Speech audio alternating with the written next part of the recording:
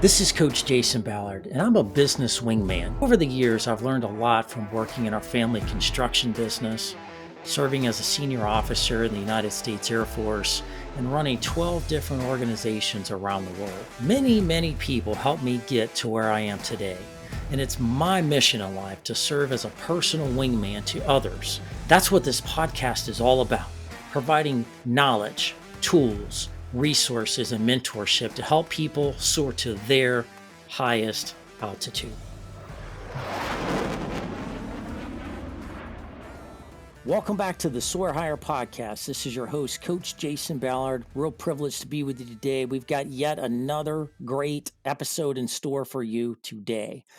Today, we have the privilege of talking about one of my favorite topics. We're talking about the future of business, where business is going, how businesses need to be thinking about the future in order to compete and succeed in this, fast-moving, competitive world that we live in. Today, we're talking about technology, not only how to leverage it, but how to acquire it, how to scale it, and how to take that and do bigger, better things with it, not only in your own career as a professional, but to take your business and your career aspirations to a whole nother level you may not have even considered. Today, we have an expert on the show that's done that very thing, went from, technician and W-2 employee to business owner of multiple businesses, an entrepreneur. Instead of working for different people, he's figured out how to acquire and build businesses. Today, we have the privilege of having Michael Frew on the show. Hey, that even rhymes. Frew on the show.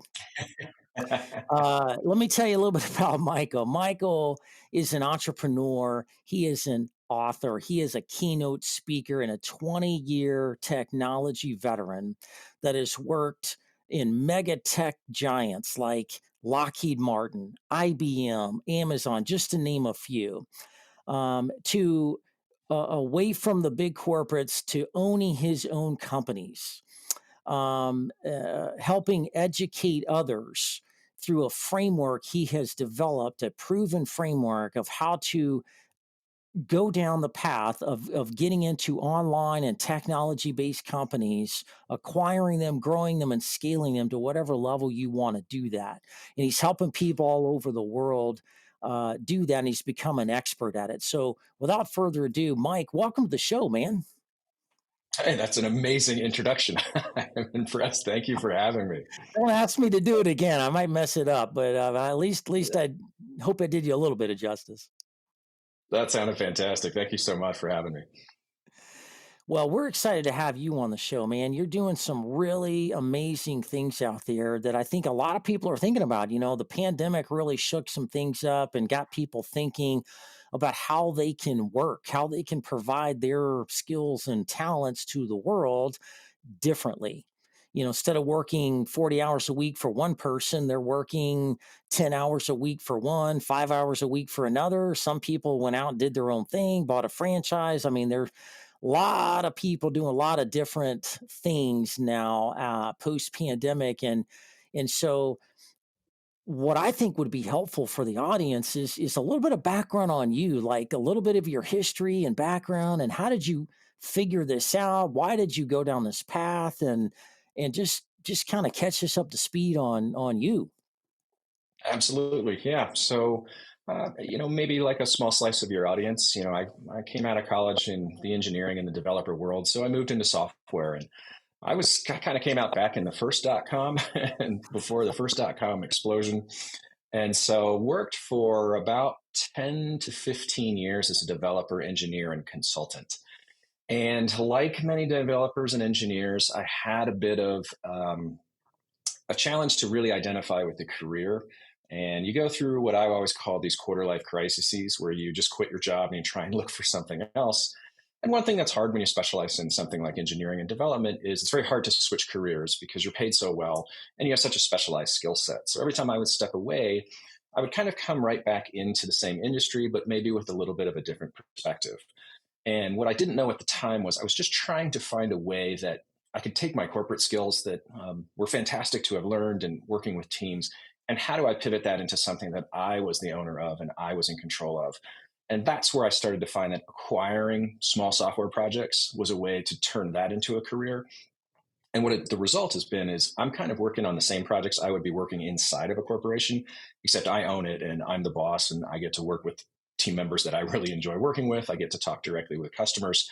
And for me, that's incredibly enjoyable. So it's been an interesting career transition switch, which I just wanted to talk a little bit more about and just have other people know that that's an option out there, that that's a way that you can move out of a corporate career if you feel like you're ready for that transition at some point. Yeah. Well, what kind of did anything specific happen? Or was like a day you woke up and you're like, "Oh, what a great day to give the finger to the, Amazon and not work for them anymore and do my like what you were working in these, really good companies, a lot of people, would die to work for, and something drove you away, something pivoted, something happened. What was that? Yeah. It was a lot of pieces. It's a lot of small things. I had a pretty interesting family, and none of them sat at a desk all day. And I thought, why am I doing this? And it really came down to those golden handcuffs, where you're making so much money, it's really hard to leave, but it's also really hard to you can't drive a car fast enough, you can't have enough vacations to want to come into work on Monday. And so that was Mm. kind of the thing that started driving me that I'm not in the right career path. I want that passion that you see people who are being very successful. You can tell that they actually really enjoy what they're doing. So I knew that somewhere back there, I just wasn't really enjoying what I was doing, and it was harder and harder every year to continue.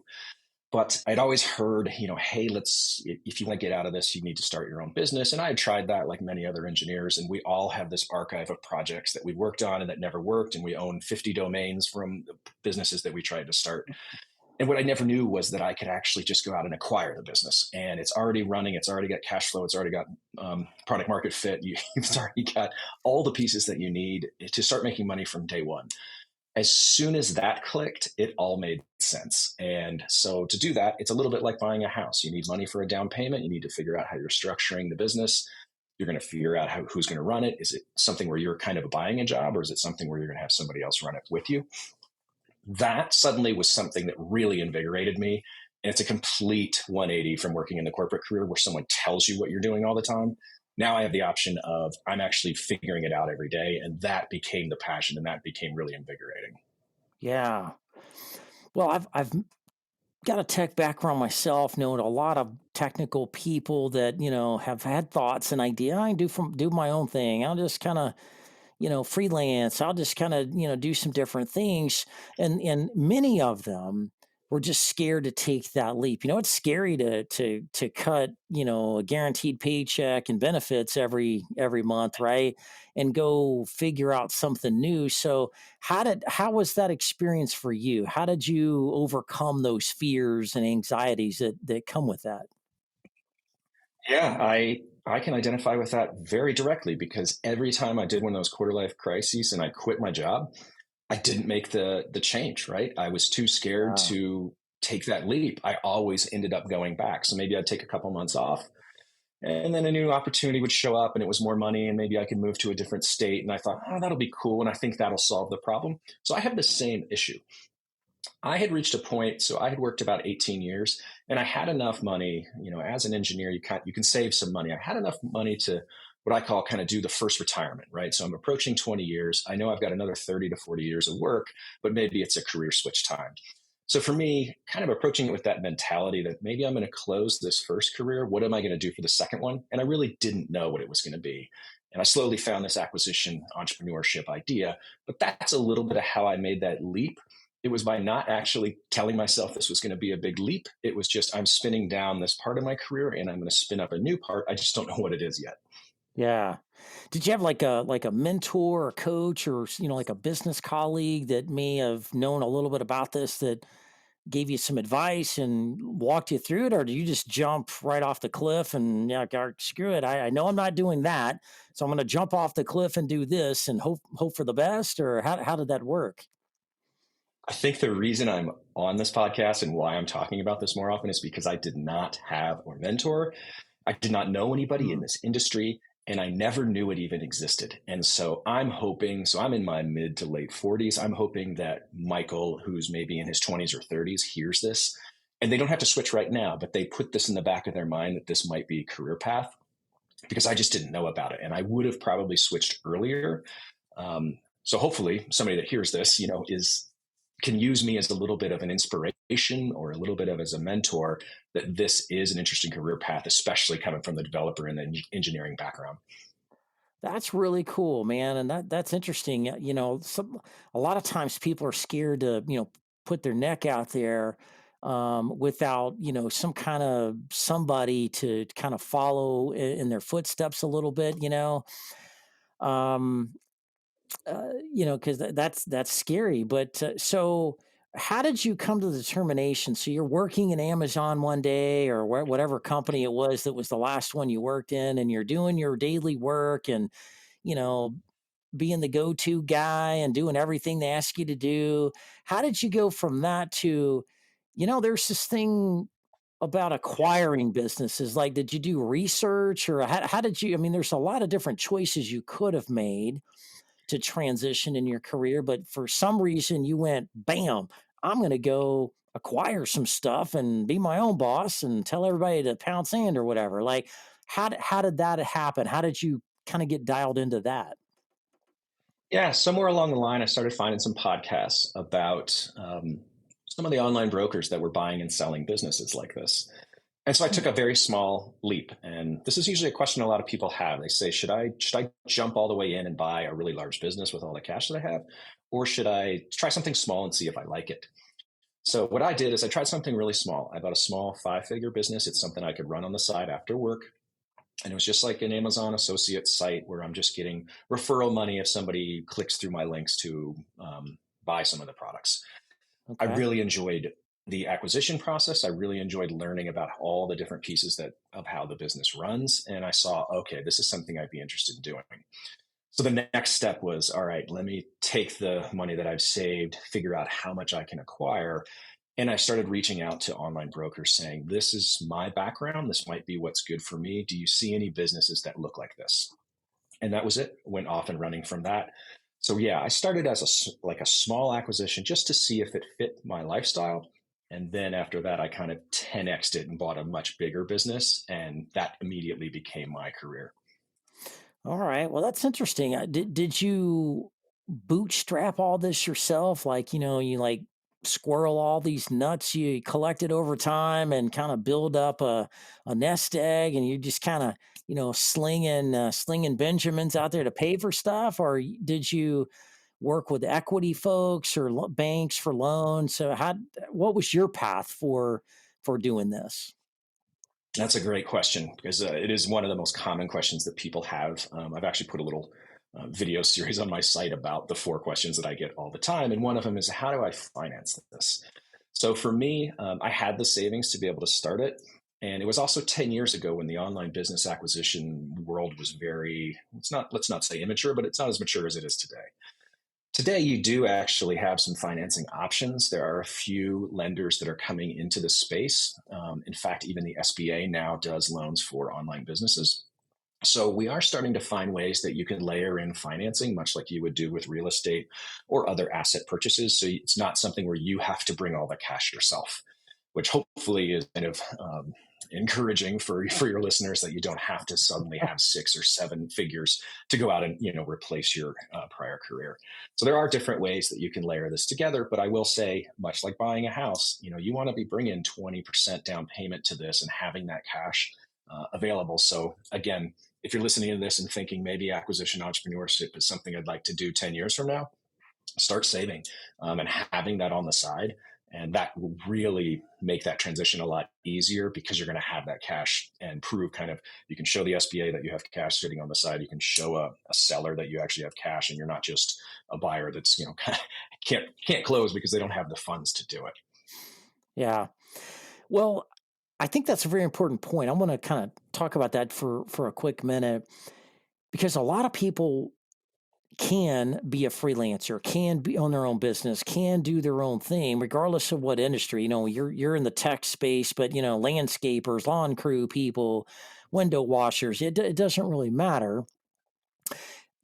They just don't understand the options out there. Most people don't have clarity on what that looks like and what needs to happen, and they are just uninformed about all of the things that are out there in this world that can, be at their disposal as options for them. Yes, because like, oh, there's $100,000 company or $1 million company or $10 million company, and they get scared and they cower away sometimes because they feel like they need to write that big fat check right then and there. I'm like, no, you don't have to. You can obviously, but you don't have to do Yeah. it that way, right? There's many options to put some skin in the game. Obviously 10, 20, whatever percent, but sometimes the owners of these companies they'll sell over a 5, 10 year period.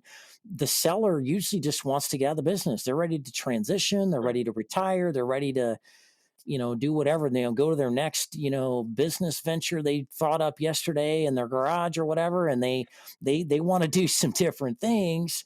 And so they sell the company to you, and sometimes they'll just take their buyout over, year over year, like balloon payments. Sometimes you can go to SBA, sometimes you can go to your local bank. If it's within a few $1 million, the banks will usually entertain that. If you're going over 3, 4 million, sometimes there's equity investors, angel investors, and venture capitalists, and there's all kinds of ways you can fund things. I know, like in the franchising, like if you ever decided to go into a franchise, and there's a lot of technology franchises out there. I'm going to talk to you about that here in a minute too. Yeah. In franchising, there's ways to convert money like 401k and investment dollars into different types of money that can be used without penalties for these types of things. Lots and lots of ways to do that. So I just want to kind of piggyback on Mike's comments here that it's easier than you probably think. Don't let that get in your way.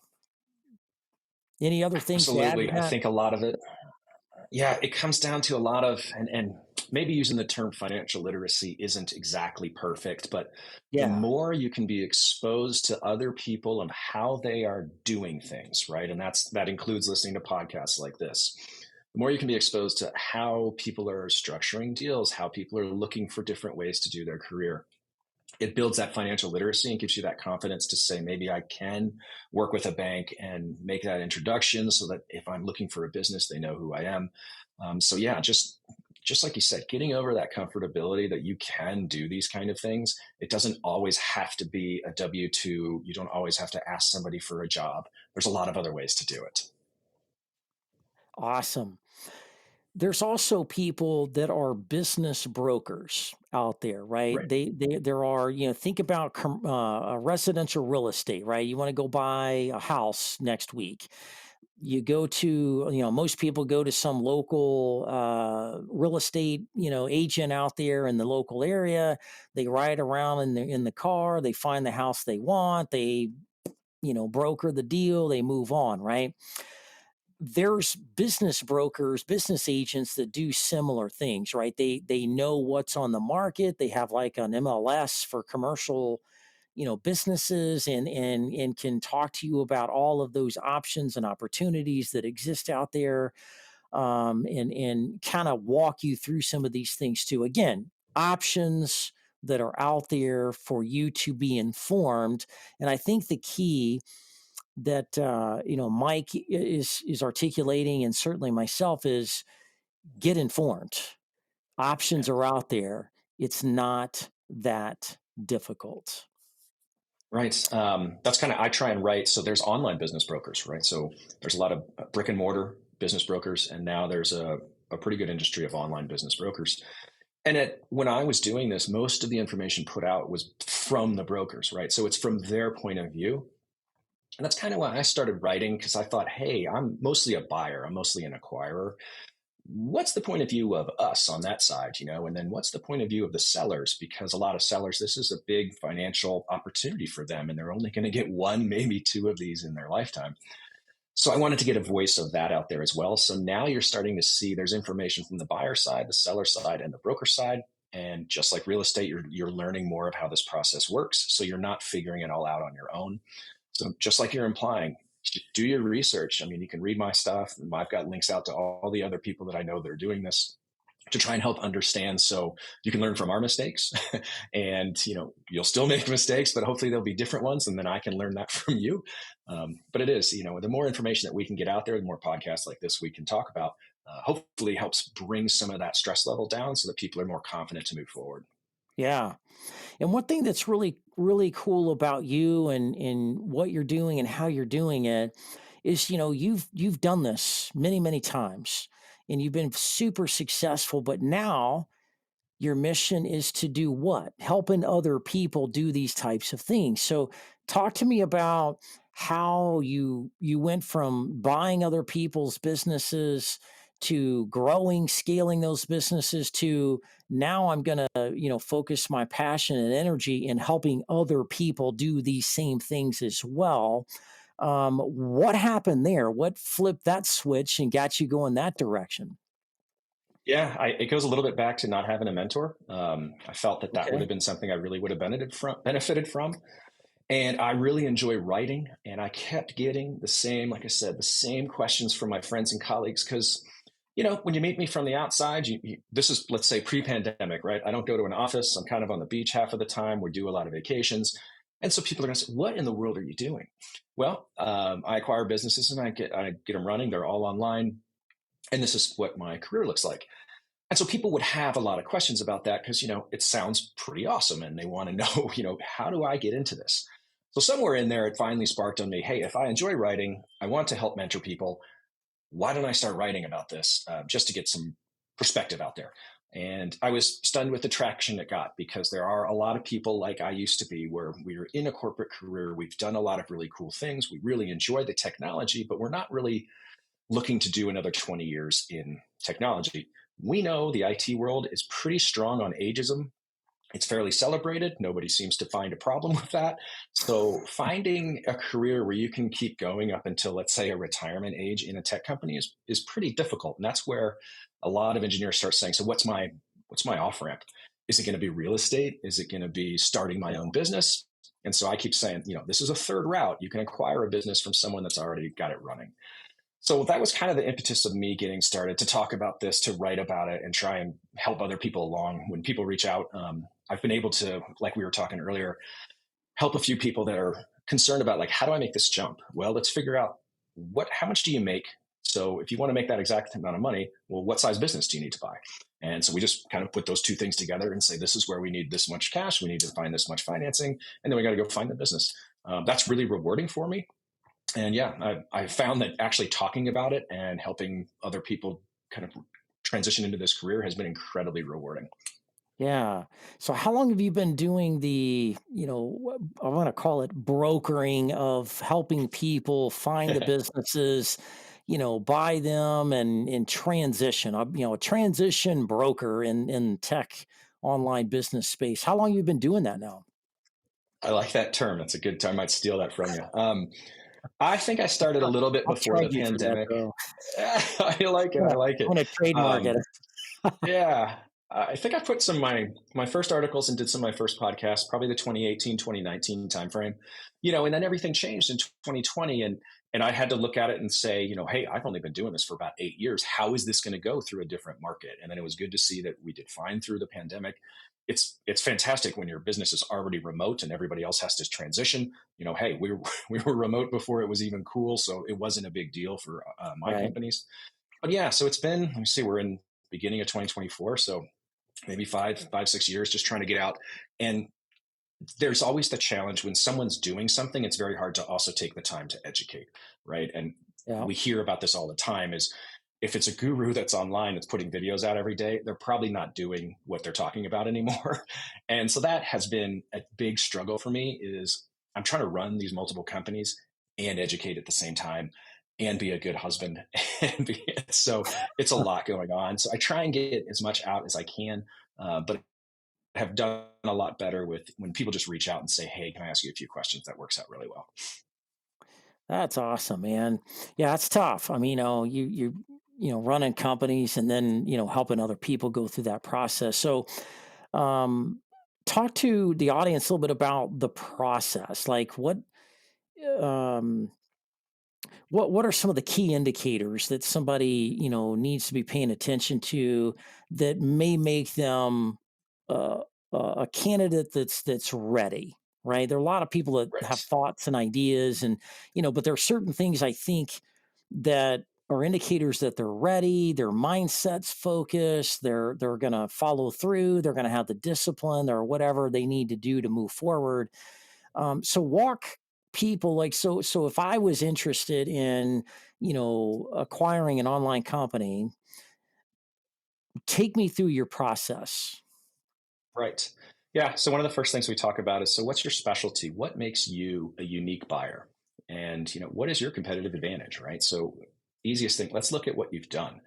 If you've been working in tech for 10 years, do you have really good marketing experience, or have you done a lot of logistics where maybe working with an Amazon, acquiring an Amazon business would make sense? So we try and find what makes you a competitive buyer such that I would not be a good buyer for the same business that you're interested in. My focus is in software as a service, and I look for cloud-based companies. So my niche is very narrow. Only a few of them come up every year, but I think there's can be a lot of buyers with these specialized niches, which, I'm a person who specializes in WordPress websites, and they always go out and buy those businesses. So Mm. identifying what your niche might be is a fantastic way to start. Obviously, we look a little bit about how are we going to set up financing. Is this something we can do now, or is this something we need to plan for the next couple of years? And then, what would that, are you looking to find something that's going to be a side job, or is it going to be taking over your whole career? So again, it goes back to that question of, are we looking Mm. to buy something that's kind of the starter business, or is it going to be something that you're looking for the whole career? So really, by the time people reach out to me, I'm usually looking for mid-level to senior developers and engineers, because usually if you're a little younger than that, I say stay in corporate. I know there's this very strong push to, like, I don't want to work in a business, W2 is terrible, but you're going to learn so much there. And especially if you think of this as your, all right, in the future, I want to acquire a business, you're going to realize that that means I want to work in the marketing division in this company. I want to work in the logistics. I want to work in HR. I want to work in the tech group because I want to get a piece of all of that. I want to work in customer service because when you buy your own business, you're doing all of that right away. Finance, yeah. Learning a little bit from each of those and kind of setting up your corporate career to do all of that. I wish I had done it more, right? I really could have gotten into a few different departments that would have made me a better entrepreneur later on.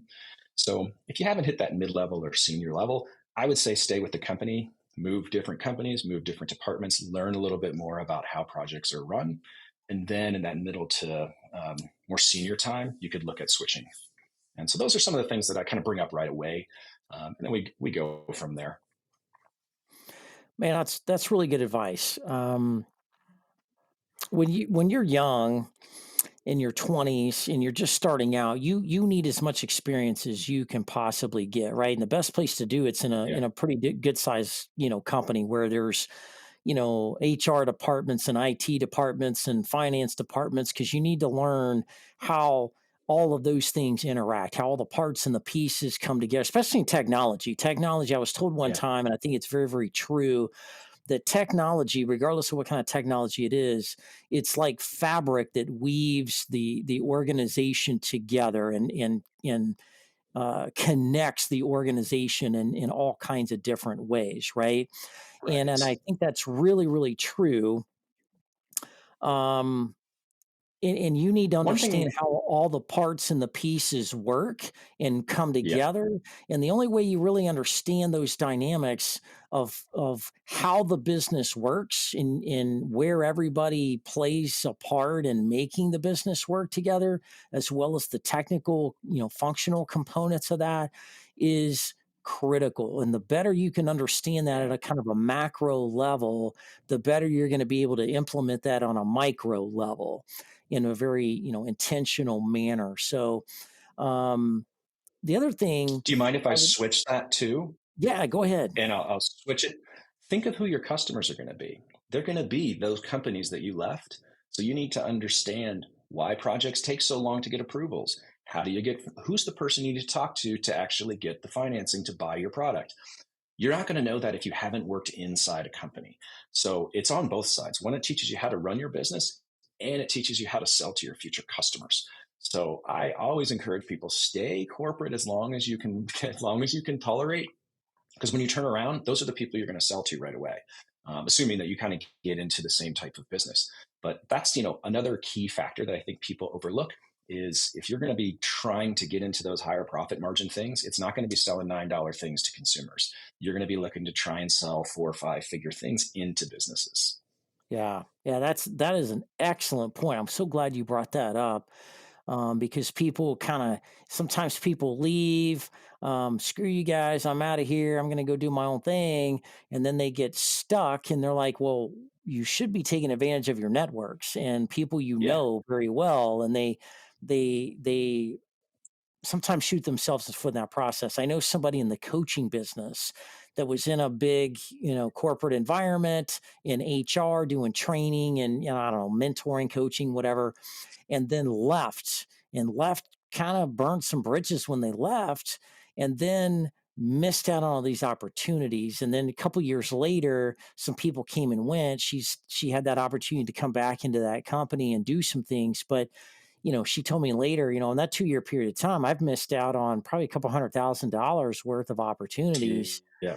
And if I would have, Yeah. played my cards right and kind of, worked with my bosses and communicated better, in a nice smooth transitional plan where they were outsourcing those services to me versus paying me W-2, and how to broker that, man, that was a killer, and that was a major mistake she said she made. So awesome point, Mike. Awesome, Yeah. awesome point. So that talks about kind of the 8-step framework you've come up with, 8 simple steps to go through that process, that is proven. So if I were interested in doing this and I went through your 8-step process, it pretty much, I'm gonna say guarantees, but it pretty much gives you the best opportunity to be successful in the other end of that, right? Yep. And that's I kind of walk you through the stuff we were just talking about. What's the niche? What's your specialty that you're good with? What are the niches that are out there and available? And so we can see where those two cross. How are we going to do financing? How do you do seller calls? How do you talk with brokers? What's it like to put a letter of intent in or an LOI? How do you make your offer stand out if it's competitive against other buyers? And then what the due diligence phase is like, which is going to always be interesting. And I think a lot of people really dig into that due diligence part. And then what it's going to be like when you need to close. What are the steps that have to happen? And then you have a transition period afterwards. And what is that going to be like with you're going to work with the seller? How do you, especially if you think about technology, how do you turn over all these accounts so that customers don't even notice that the ownership changed? And that can be a little tricky when you're dealing with billing and so many different cloud-based services. So kind of going through all those steps in many ways, I don't want it to sound scary that that's a lot of steps. If you overlay it with real estate and buying a house, many of the steps are almost exactly the same, right? You're Yeah. looking at what is the type of property that I want? How am I going to finance this? What are we doing on closing day? How do we do house inspections? And, all of those steps, how do we move money into escrow? It's very similar. So I don't want people to be scared and think this is some unique way to acquire an asset.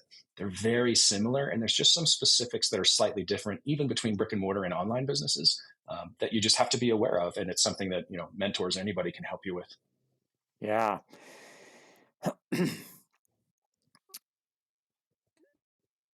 Expectation management, I think, is critical in this process. Developers, if you're talking computer programmers and developers, typically have a certain type of personality. They're most of the time, very technical and analytical. They're very focused on very specific things. Can be, introverted in many ways, and so the skills you're talking about means you have to develop yourself in the price, not just, oh, I just go through this process and I'll magically become a business owner and be great and make millions of dollars. No, no, no. I think you have to go through somewhat of a change in yourself and how you think, how you plan, be more strategic, come out of your shell as an introvert a little bit more, maybe talk less technically, talk more business oriented. There's some really big, important skill sets and transitional things that have to happen in that process, in addition to you leaving a job and going into your own company. Is that right? Do you have those conversations, and is that part of the process as well? Yes, I'm really glad you brought this up because I don't think I've ever spoken about this on a podcast before. So I'm actually a pretty off the wall introvert. I am a professional extrovert. An hour before you and I were going to speak, I had the normal introvert feelings of, oh my goodness, I have to do this, right? So this isn't something that we and most engineers naturally enjoy doing. But we can be very good at one-on-one conversations. We're not so Yeah. we're not as excited to go into like large groups. And so what I can say is that if I, as kind of a fairly strong and proud introvert, can do this, don't be scared off thinking that your personality type isn't going to work with this, because it's a lot more one-on-one communication, which I find introverts do quite well at. So yeah, take it from me that if you're introverted, this is still something you can really get away with. And another thing that I think is great about engineers and developers is we already know the hardest part about running an engineering company, which is the technology part, which is handling technology teams, making project plans that actually work. You can learn the business pieces, you can learn the finance pieces.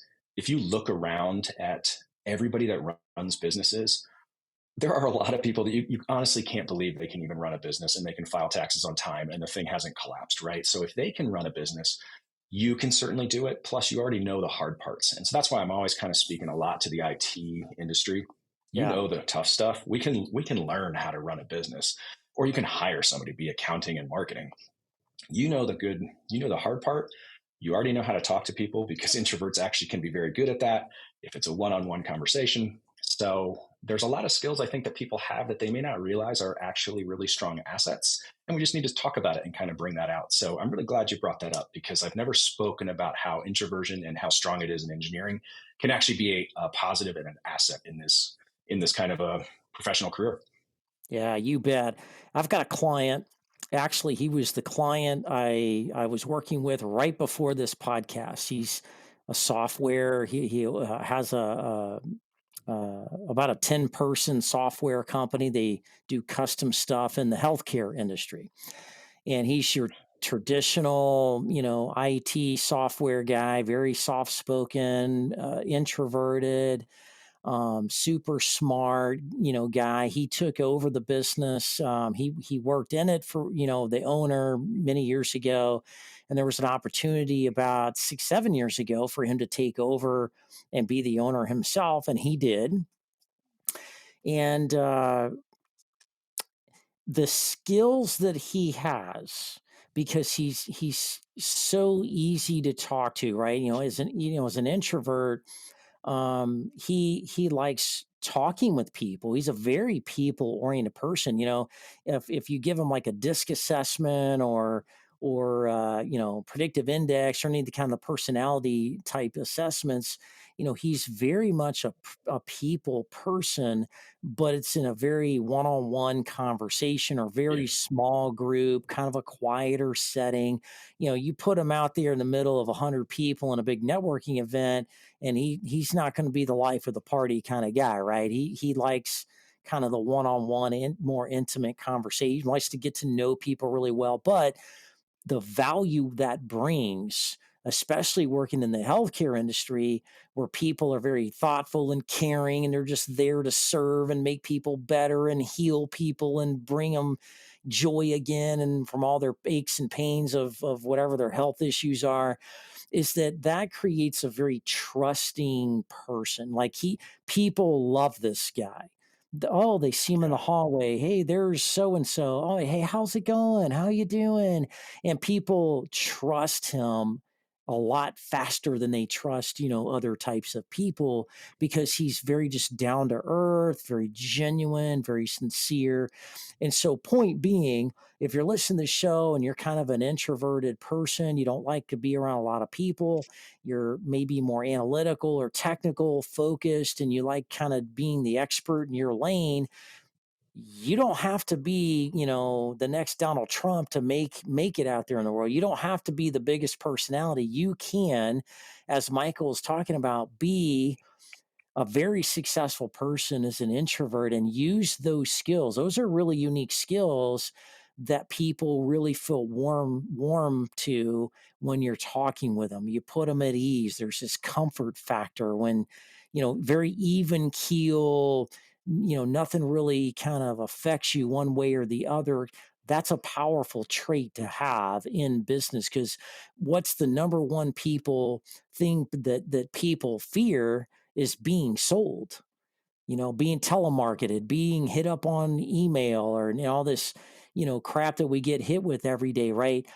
That type of profile puts people at ease, takes down those defenses, and they'll talk to you, they'll talk to you about everything if you gear the conversation. So you can do it. You can be successful, as Mike is saying. So, Mike, another question for you. I want to change gears a little bit, just to compare and contrast, so if I was thinking about going into business for myself, I could kind of just go out there and build it myself on my own, or I could, go through, your programs and your services to do things that in the manner of what you're talking about. What's the pros and cons either way, right? Like why is it better to do it your way versus another way? Right. Good. Very good question. So I can tell you, having tried both, that there's almost no way you could get me to start a business from scratch again. Um, the time, I think people discount how much time equals their money. And so they say, well, I don't have money. And so I'm going to try and build this business myself, waste a couple of years on that. And so all of that wasted time and effort. If you think about the statistics of something like 95% of businesses fail in the first 5 years. And really, that's only the ones that are reported to the government. So it's really probably about 99.9% that fail. What we're doing by acquiring a business is we're already working with something that's successful. And so you're already picking from the cream of the crop of all of the ideas and the execution. So right from there, your chance of success is incredibly higher. And I think, again, for medium or for middle tier and more senior engineers and executives that are looking to move out into their own business, they want to be looking at something that's already going to be successful Mm. instead of trying to come up with an idea, trying to set up their own marketing and their own website and everything. And then, that has such a high likelihood of failure that, you kind of start to realize over time that maybe, although it sounds cool to be a startup engineer, it might actually be a little bit better to go out and acquire something that's already working. So for me, that's the top level thing, is just the numbers make more sense, between your time, the likelihood of success, and you already have something that's got proven market fit.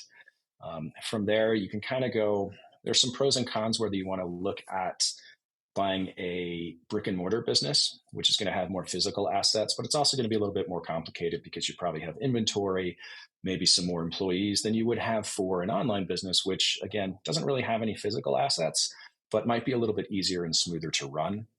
So Mm. that's another question that people have is, should I be looking maybe at a franchise, or should I be looking to run an online company? And so those are things that we can kind of talk about as well. What are some of the pros and cons? But it's a little bit easier on the online business side, and the multiples are usually a lot lower, but that also reflects it's a higher risk because, again, if the business fails, you don't have any asset left over. You have some code. Whereas if a restaurant or a house, has an issue, at least there's the physical asset behind there that still gives you some value. So yeah, Yeah. I could go on all over all over the place about the positives and negatives of whether you're acquiring a business or starting it yourself, and whether, if you want to acquire it, should it be a brick and mortar or should it be online. Yeah. Well, in this fast-paced, highly competitive market we live in today, I think it's about risk and decision making. And what you're articulating with me today is, going through something like this saves a lot of people time and money. They can go to market faster, and they've already are connecting to something that's already been proven. Mistakes have already been made, and you can just minimize some of that growth, learning curve stuff in the beginning, and get on the ship while it's already sailing, trying to figure out how to launch the ship, build the ship, all that kind of stuff. So I think that's awesome. Michael, I want to kind of bring this around as we kind of start ending today's show.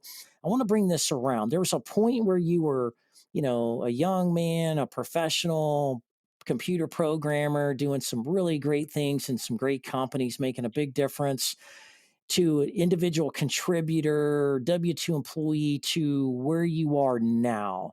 What's different about you? What's different about what you're doing from the Mike of yesteryear to Mike of today?